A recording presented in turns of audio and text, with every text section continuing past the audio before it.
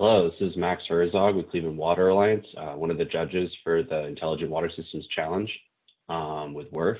Really excited about this year's iteration of the challenge. It's been a great experience to serve as a judge since the inception in 2018, I believe. And I'm excited here today to share a little bit about Cleveland Water Alliance, my organization, and the work that we're doing within the intelligent water systems space. So I'm going to go ahead and pull up my presentation here. And just run really quickly through some of the intelligent water systems work that we're doing at Cleveland Water Alliance. We're a nonprofit economic development organization. Our focus is on the water space and specifically on innovative technology, new technologies. We're based in Northeast Ohio, as our name kind of indicates, but our focus is really on the greater Lake Erie region. So we collaborate with other nonprofits, government entities, research institutions, utilities, private companies from Detroit to Buffalo, really trying to tackle the biggest water-related challenges that our communities face with innovative technologies. So obviously, intelligent water systems is a huge area of innovation for the water space right now. And so we're tackling these sorts of issues from a couple of different angles. For us, this story of smart systems, intelligent water systems in the Lake Erie region really begins in Toledo, Ohio on August 5th, 2014. On this day, Toledo residents woke up to a sight that was all too common. You can see it here in the top right. Harmful algae at their drinking water intake, really dense bloom, packed full of microcystin, the toxins that harmful algae can generate. Unfortunately, this was in some ways a more significant day than other average days where harmful algae chokes the western basin of Lake Erie, because on this day, harmful algae was actually able to make it past the treatment train of the Toledo water treatment system before it was detected, and was actually able to make it into the distribution system. And the result was that both Lucas County, where Toledo is based, and surrounding counties actually had to issue a do not drink order to about 500,000 residents, and that lasted for about 3 days. As you can imagine, this has some really profound impacts on the community in terms of the trust in the drinking water system, feeling safe and secure in their community. Luckily, it didn't result in any direct human health impacts, although it certainly could have. But there were, a large range of long-lasting impacts that were felt across the Lake Erie region. And this really is a regional challenge. It doesn't just happen in Toledo. It happens all across the western and central basins of Lake Erie. In fact, the International Joint Commission released a report some years ago that estimated about $1.5 billion of negative economic impact over the next 30 or so years. And this is really thought to be a pretty conservative number. It encompasses, economic impact in recreation and tourism, as well as property values. And water treatment factors in as well there. And the result has been that the states and province in Canada that border the western basin of Lake Erie have committed together to reduce phosphorus pollution, the primary driver of these harmful algae blooms, by 40% by 2025.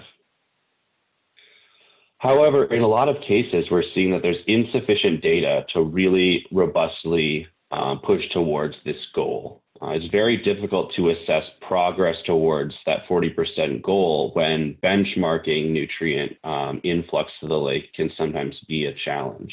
And in particular, it's very difficult to evaluate the efficiency of efforts to reduce nutrients, often or nutrient flow into the lake, often in the form of constructed wetlands or other nutrient mitigation projects.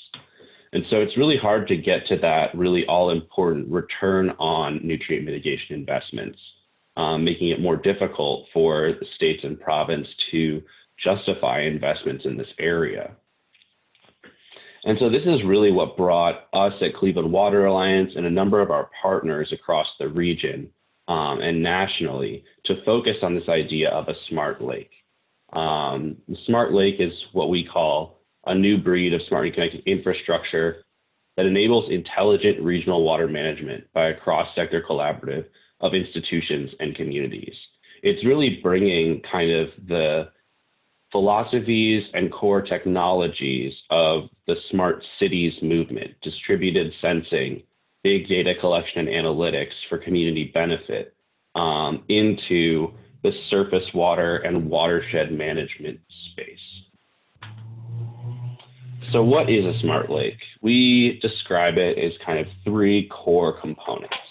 The first is obviously data gathered from a broad variety of different sources, whether those are physical real-time sensors deployed in the environment, a variety of remote sensing applications gathered by satellites, plane flyover or drone flyover, as well as physical samples that are grabbed and either analyzed in the field or in the lab by professional scientists and regulators or volunteer citizen scientists.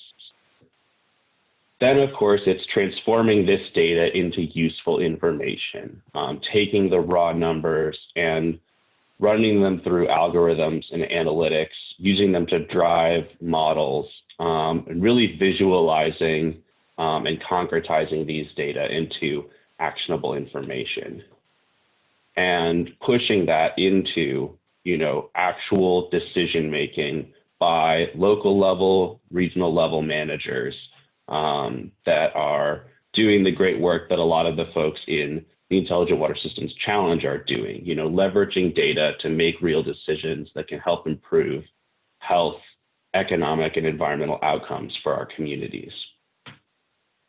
And so when looking at harmful algae blooms, sorry, there's a little background noise here. When looking at harmful algae blooms, there are a couple of different points that we look at intervening in the system with a smart and connected solution. The first would be up in the watersheds at the source, which for us is primarily around intensive agriculture and mitigating the application of fertilizers or their runoff into the watersheds. Next, there's looking at the watersheds themselves, the places where all of the streams and tributaries kind of converge, bringing together these nutrient surges, particularly during storm events, off of farm fields, as well as from suburban and urban communities.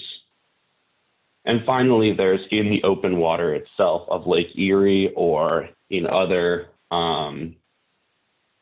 smaller open waters in our area like Sandusky Bay or some of our inland lakes, where the toxic blooms actually form, where in a lot of cases our drinking water intakes are located, and so where the actual human health risk is. And so for us, opportunities for smart and connected interventions look different at each stage. In the open water, we look at delivering predictive warnings of when blooms may form, when there may be toxin in the water, so that we can mitigate some of the direct human health and community economic impacts. Of course, then in the watersheds, we're looking at evaluating, optimizing nutrient mitigation efforts, getting back to some of those constructed wetlands and other man-made treatment projects to try and pull nutrients out of the water before they get into the open waters where they bloom. And then finally, looking actually at sensing and control at the edge of field or in the tile drainage systems of agricultural systems to try and capture those nutrients and in some cases reuse those nutrients at their source. And so we're really approaching this work from a broad variety of directions. We work collaboratively in everything that we do with an ecosystem of partners across the region. So we try and take as many different approaches as we can. We run innovation competitions, not dissimilar to the Intelligent Water Systems Challenge, but focused here in the Lake Erie region and on our water challenges. First and foremost among those is nutrient pollution and harmful algae blooms. We also engage in research collaborations, working with a broad range of the institutions, both public and private universities, as well as some of our federal research labs here in the region with NOAA Great Lakes Environmental Research Lab and NASA Glenn Research Center. And finally, we actually engage also in concrete projects, actually getting out into the environment and using sensing and analytics and data to try and mitigate these impacts. And so now I'll just talk about a couple of the projects that we're currently working on.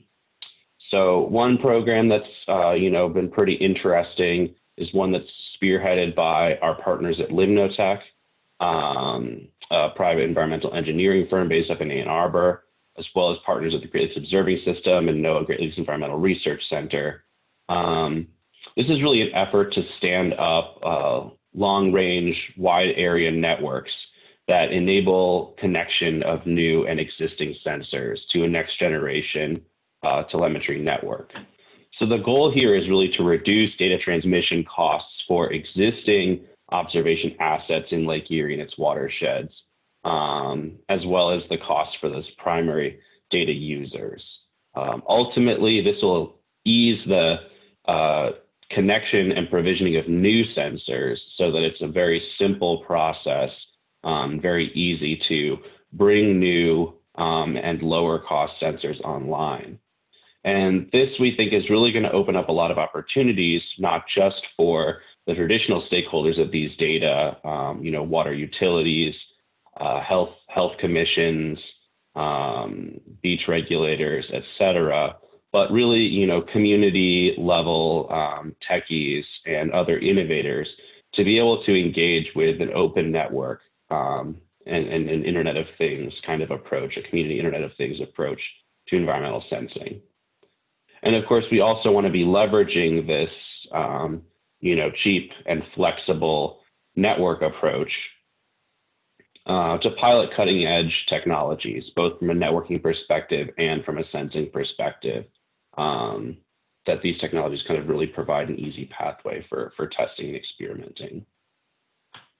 Another project that we're working on gets to that wetland component that I was talking about earlier. And this is a really exciting new pilot that we're engaged in with Limnotech, as well as the Ohio Department of Natural Resources.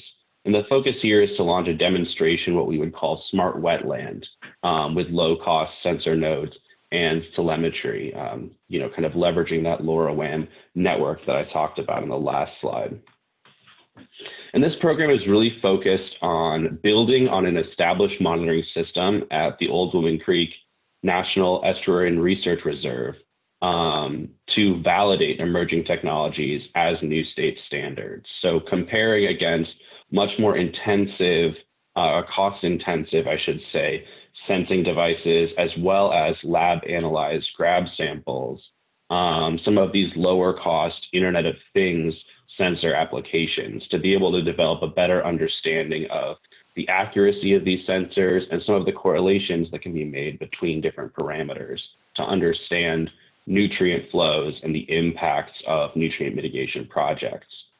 And this really is going to position, potential scaled implementation at multiple different nutrient mitigation sites across Ohio initially, through the state's effort to really address these nutrient flows. So really trying to set a new standard of low-cost monitoring that's more flexible and is able to deliver the data we need at lower cost to enable the scalability of these mitigation projects. And then finally, because Old Woman Creek, this DNR site, is a participant in the National Estuary and Research Reserve Network, which is a NOAA-funded network of 26 coastal study sites across the country.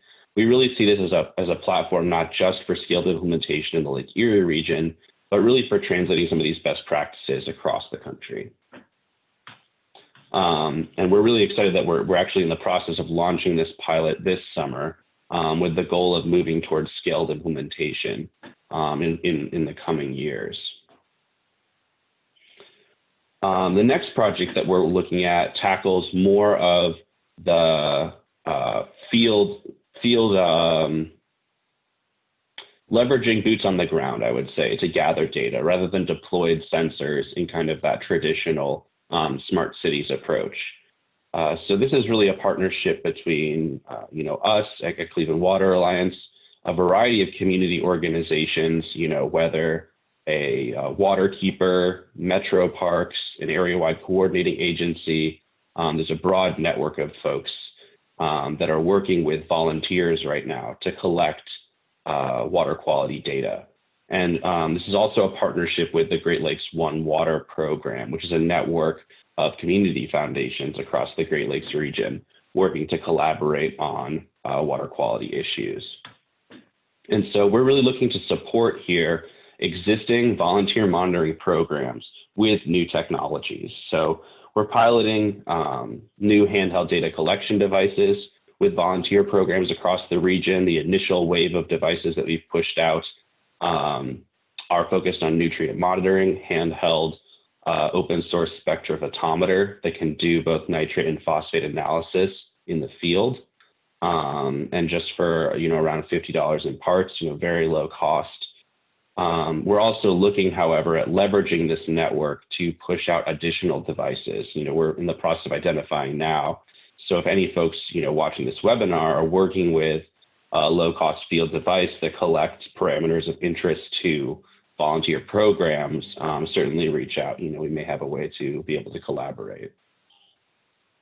Another piece of this project is working to establish shared data infrastructure for volunteer monitoring programs across the Lake Erie region. So we're really happy to be partnering with a group called Water Reporter out of the Chesapeake Bay area that have a data management platform in the cloud that's specifically targeted at volunteer programs, enabling folks to very easily upload the data they're collecting in the field and then visualize and manage it in the back end.